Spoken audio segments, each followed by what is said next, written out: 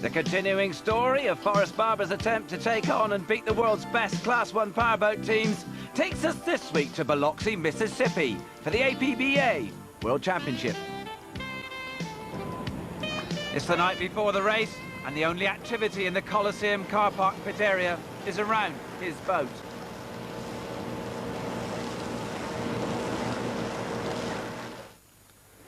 But next morning, the shrimp boats find alien craft and unusual behaviour on shore. Oh, say, can you see by the dawn's early light what so proudly we hailed at the twilight's last? It's very intense. Sometimes it's very frightening, but it's always after the event is over or during it, you take a lot of pride in the good things that you've done and look at what you could do better.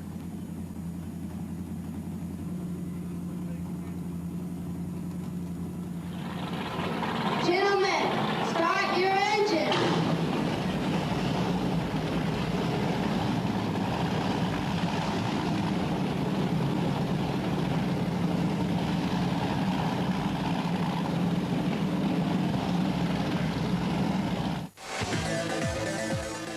The first race in the World Championship began with a dream start for Barber and Tomlinson.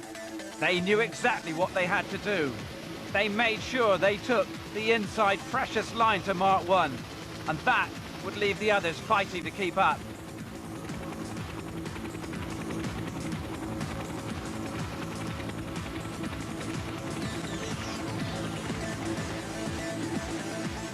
And they went on to record a convincing win and set the standards for the final race.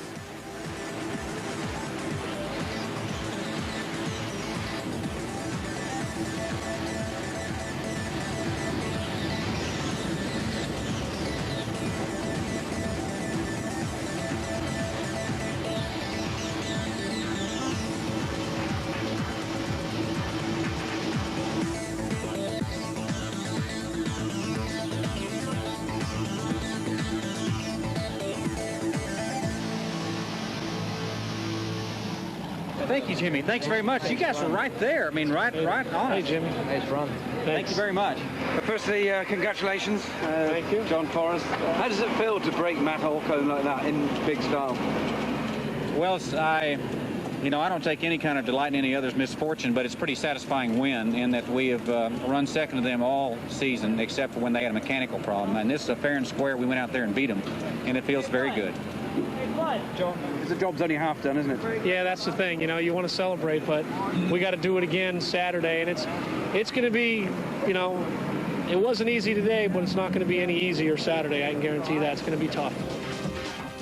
So a commanding 7-point lead after the first race, but once again controversy surrounded Alcone. He faced a crippling penalty from the race jury for allegedly cutting up WHM Motorsports during the race.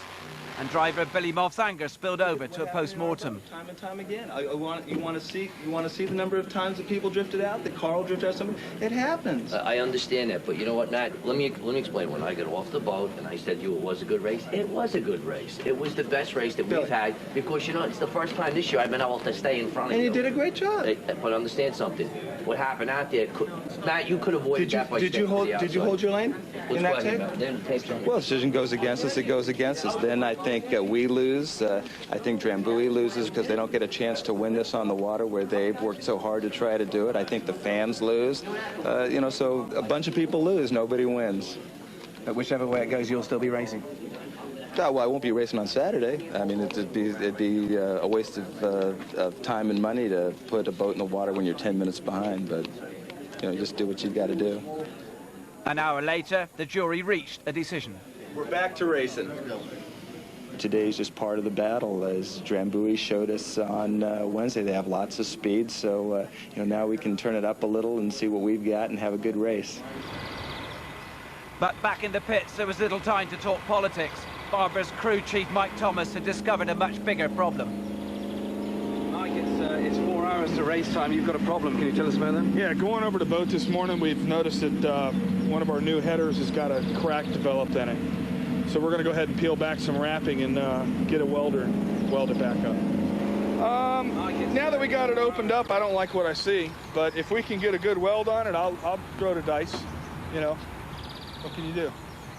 This is a bonsai run. We're going for it all. A cracked exhaust leaks heat at a fatal 1,300 degrees Celsius. It's a hiccup. I'm just glad that our guys discovered the problem as soon as they did, so we can get it repaired and get back in the hunt. But after 2 hours, a suitable welder still hadn't been located.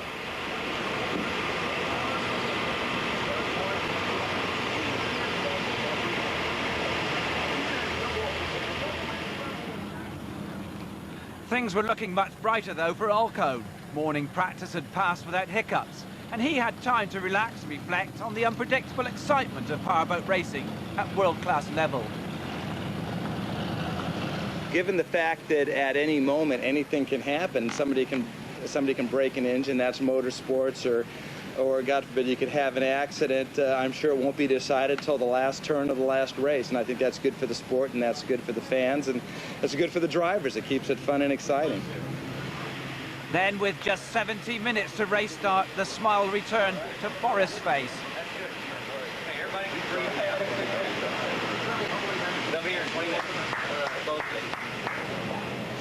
The newly welded exhaust was finished and fitted just in time. But would it withstand the extraordinary pressure of an hour's racing? The crew made use of every second before the race.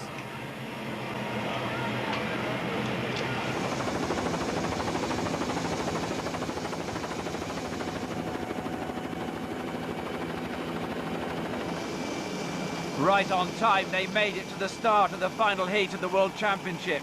It really was, as Mike Thomas described it, a banzai run. Everything to play for and everything to win.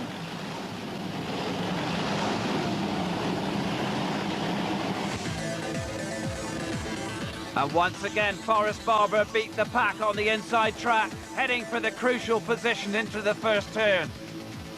Or had he?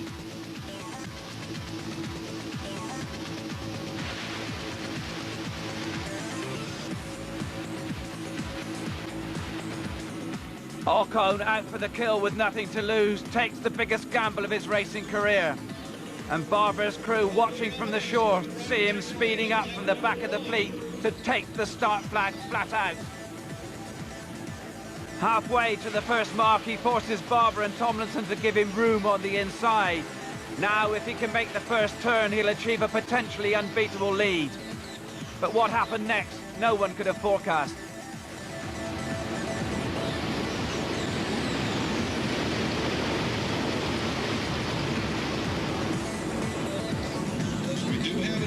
Turn number one. I think it's Alcone.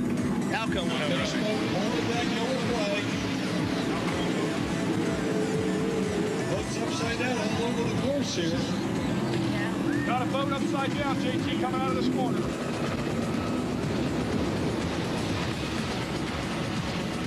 A cooler head and a steadier hand had paid off for Barber and Tomlinson. Alcone could only watch as his race for the World Championship was over. But the worry now for Barber's crew was, would the repaired exhaust hold out?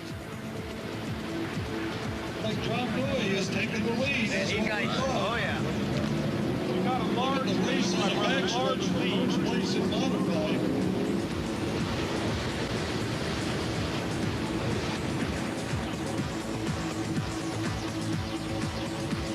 Bring it home, baby. Bring it home for us.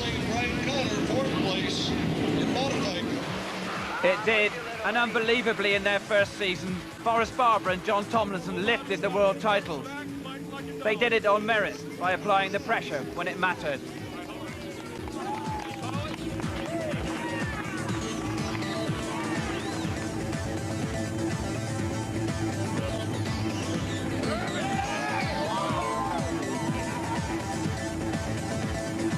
Copy that, JT.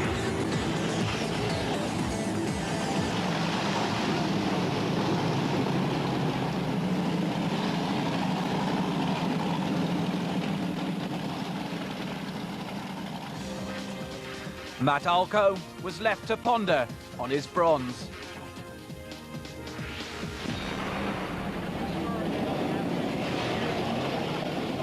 I think, although we certainly had to work hard to make it happen, we had a mechanical hiccup at the very last second that, I mean, I thought we were at risk for making this start, but the team got together and made it happen. So a perfect week, a perfect day, you know, and an extraordinary team. Looking in the mirror on the left, and all of a sudden Alcone comes sneaking up the rear, and he had a plan to get my inside, and he knew that's where he had to be, and they dropped the green when he was getting a run on us, and we all took off, and there was nothing we can do. He had the inside, and he had the perfect line into that turn, and I expected to see him at the apex of the turn, but when I looked to the inside, I didn't see him. I just saw just a huge spray of white water, and I knew exactly what happened. You know, luckily, thank God, they were all right, and it was a good, safe race for everybody. It's a shame it happened that way, but glad to see everybody's okay. It's hard to express really what I feel, but except it's been an extraordinary season, and I am so proud and lucky to be associated with Johnny and the team. It's really remarkable the way it came around. But I think we all worked awfully hard to make it happen, and the Drambuie on Ice team is now world champions. So Forrest Barber had achieved one of his goals. There were more, and you can see them here exclusively on the Fast Tracks.